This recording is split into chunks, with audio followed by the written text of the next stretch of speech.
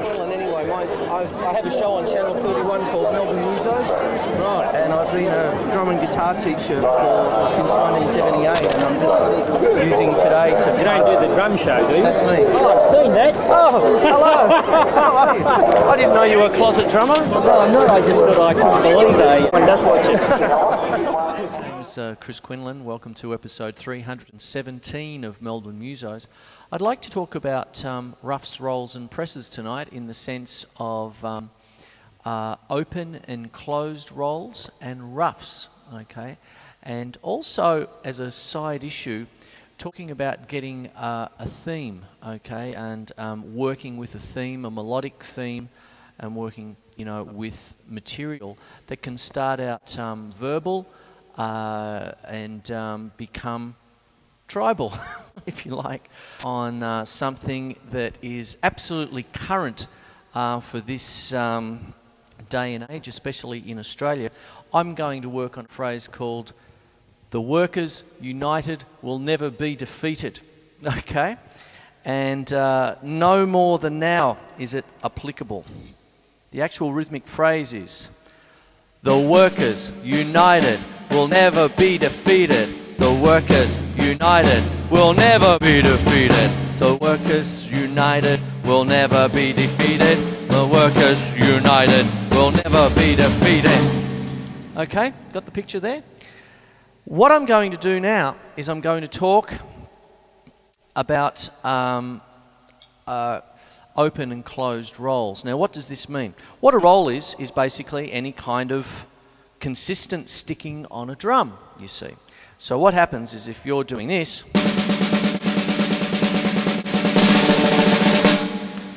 that is a single stroke roll, a roll. This is a double stroke roll.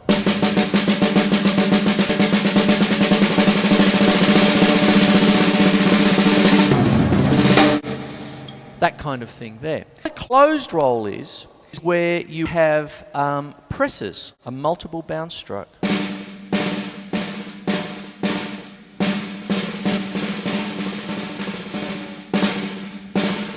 Okay, and if you're playing, say, a 5-stroke roll, let's say, what you have is 5 strokes, any number of taps, but a roll executed with double taps. So it would be 1, 2, 3, 4, 5. You see, right, right, left, left, right, left, left, right, right, left. You see, that's how that.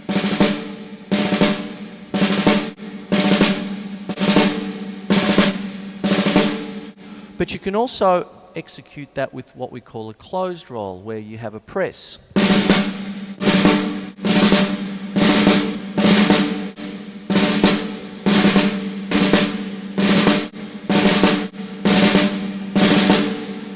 Where you're using presses. And then you can have an open roll, which is double taps.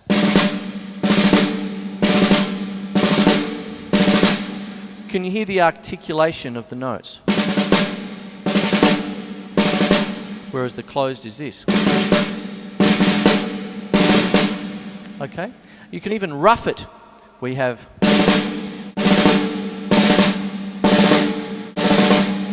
Oh, little 7 dropped in. Sorry about that.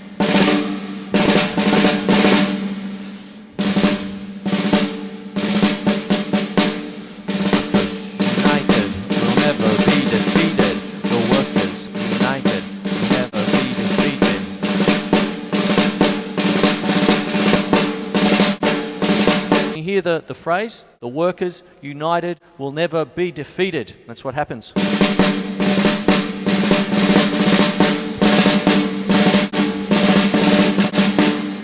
So, closed, "The workers united will never be defeated. The workers united will never be defeated."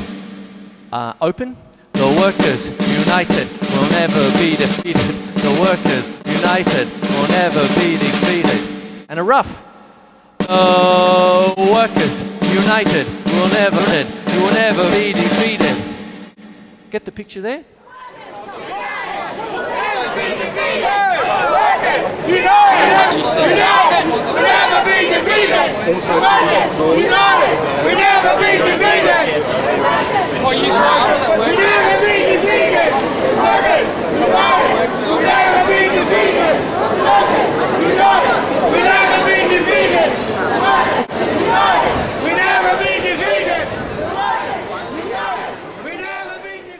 Okay, the premise of Melbourne Musos is to provide an open learning platform, okay? Basically, the show itself has been on for 10 years now, and it's sort of covered two main areas, really. The first 5 years was about discovering the best muso you've never heard in your life. In essence, I was going around town, interviewing local musicians and visiting interstate and international musicians of quality and worth, and trying to get some on the guitar, or how did you do that on the drums.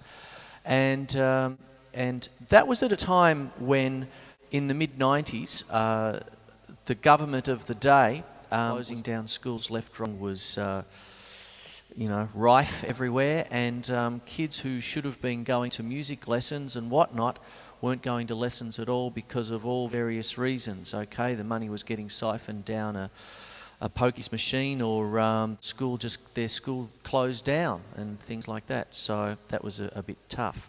In '99, I changed the format to an open learning platform, and in this particular case, a drum learning platform. Okay, I'm happy to say things are a lot better now in the education system, but there are certain inequities that still exist to this day, and that is something about valuable teachers and teachers who love their work being put on individual work contracts and being paid, in some cases, only 75% of the award rate of pay and difference. I am teaching drums. I'm also teaching about equity and a fair go for musicians, music teachers, and essentially what's a changing to the basic rights of the everyday working man and woman. And there's a lot of people that are very unhappy about it. Something that was never discussed in any kind of electioneering or anything like that by the government of the day. It has simply been sprung on us, and it's going to get put through whether we like it or not. This inequitable system of individual work contracts. Some people will win, but the vast majority will lose. Okay, I've myself been on an individual work contract for certain schools. Some have worked, others I have unfortunately been ripped off blind, and this is one of these things. Schools that purport to have fair moral values, and they say Christian values and this value and that value, have a real double standard and a real contradiction when it comes to treating some of their teachers. And one of these things is a fair and equitable payment system for teachers. Music teachers is what I'm generally talking about. Instrumental music teachers in schools especially. Something that is not fully represented, and it's really something of major concern, especially when you're trying to pick a school for your son and daughter to go to, and it's you want it to be a good quality school. You want to have your children being taught by happy, contented teachers with a real sense of determination to get things done, and this is getting eaten and corroded away by some of the workplace practices put onto the teacher by schools with their work contracts and their conditions. Okay, so yes, I am getting a little bit political tonight. It is an area of major concern for everybody, but in my particular field, instrumental music teaching, it is rife out there as far as valuable people being paid sometimes only half to 75% of the current award rate. Okay, and it's something of major concern. So there's my little soapbox. After the break, I'll discuss more about roughs, rolls, open and closed kinds of ideas on the drums. Payment rates and conditions for instrumental music teachers are of major concern. It is not uncommon for secondary schools and some private teaching practices to pay, in some cases, only 75% of the current award rate for instrumental music teachers. This rate is based on several factors, including the recent CPI increase and the typical situation of casual employees. no holiday pay in many cases, no long service leave, no job security with varying degrees of working hours per school week. For instance, if the Year 9 students are away on camp, you don't work and you don't get paid. Some instrumental teachers are being paid as low as half the current casual rate in Australian schools and colleges. The way an instrumental music teacher is paid in many schools is also of major concern. Many schools simply want a monthly invoice from instrumental music teachers in the same manner as a visiting tradesman, thereby avoiding any superannuation or holiday leave payments or responsibility for the teacher's welfare. Some schools go so far as to make visiting music teachers chase the lesson fees directly from the students. If a student's family decides not to pay the fees, the school claims no responsibility and the teacher is left unpaid. This situation is a complete contradiction and a double standard when compared to a school's mission statement of Christian values, fairness and excellence, etc. Working experiences like these already happen without the current legislation. Efforts by the Victorian Music Teachers Association and the Victorian Independent Education Union have been trying to rectify unfair systems. The proposed industrial reform bills would only serve to legitimise inequitable, unfair, unethical, unchristian and un-Australian workplace practices.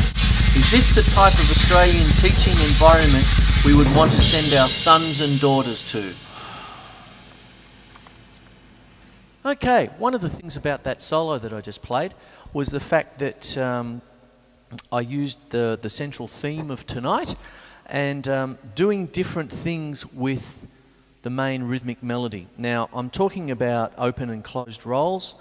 Once again, just to repeat it, press rolls or a multiple bounce. So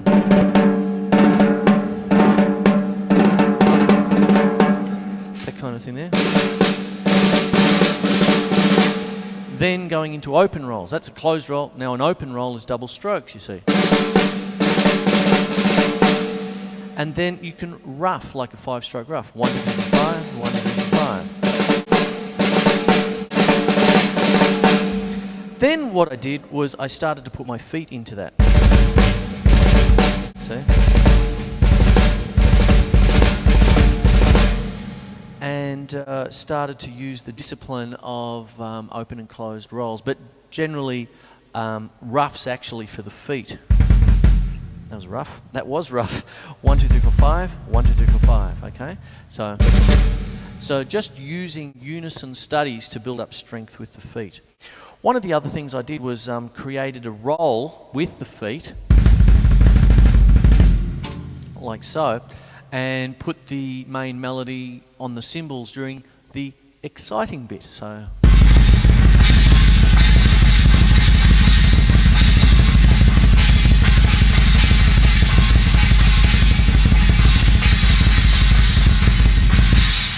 Like so. So what I'll do is I'll go down to boot camp. There it is there. Hello, there's my boot. What I try and do very much is keep the beater off of the head, like that. So you see what I do is it starts there. Okay, where am I here? Okay, there's that there. So it's starting here, the beater, and coming back to there. I'm not digging in like this, like so. Do you see how that works? I'm always bringing it back to about this area here. Hope you can see all this. Magnificent television. See, so I'm bringing it back to there. And even a bit further on the swing back. Now when I can do that, even with heels down, I can get a fairly quick roll happening because I'm only thinking about the downstroke. And the beater, I don't have to pull the beater out. So I'm not thinking down, then back, back. I'm just thinking down and it swings back, naturally. Get it? So you get that.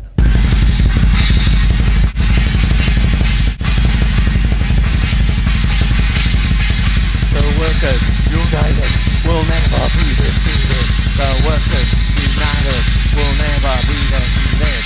You see? That's how it works. And there you have it. That's something about the feet coming in on a single stroke roll there to create a smooth flow during the exciting bit of the solo. There you go. Thing about taking a rhythmic melody and then working with what we call embellishments, okay? Now let me talk about embellishments a little bit. What you do to embellish something is you might take the basic theme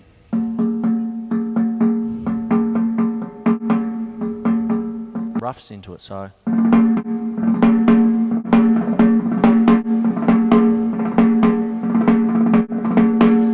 then you might use different tonal colours, you see.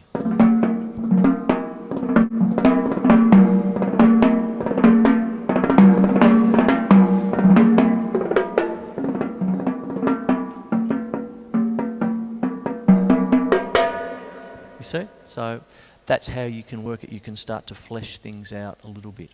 Now, different things happen with this. In piano, when you want to put a little trill like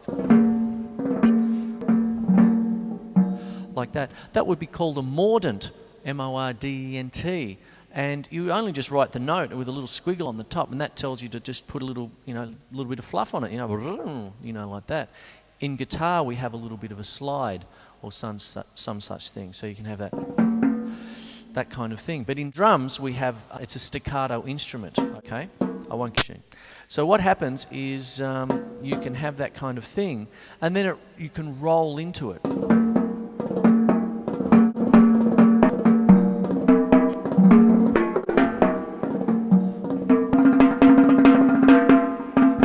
can roll it. You can do things like put it on the bass drum.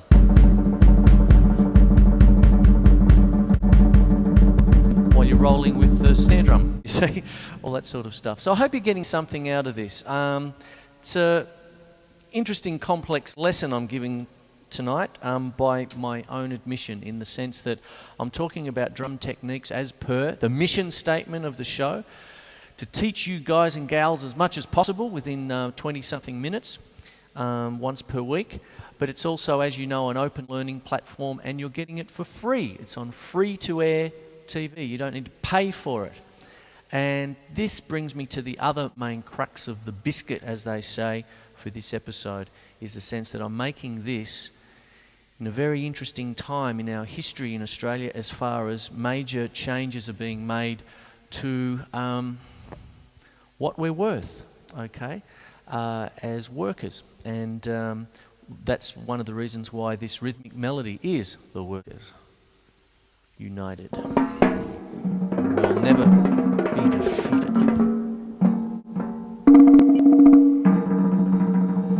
Perfect cadence, 5-1. Okay, there you go.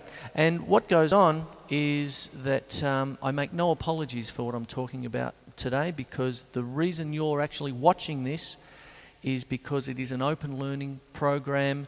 It's educational format, and in the educational system, different kinds of workplace contracts. Some are good and others are lousy. If you want to contact me, it's melbournemusos@hotmail.com.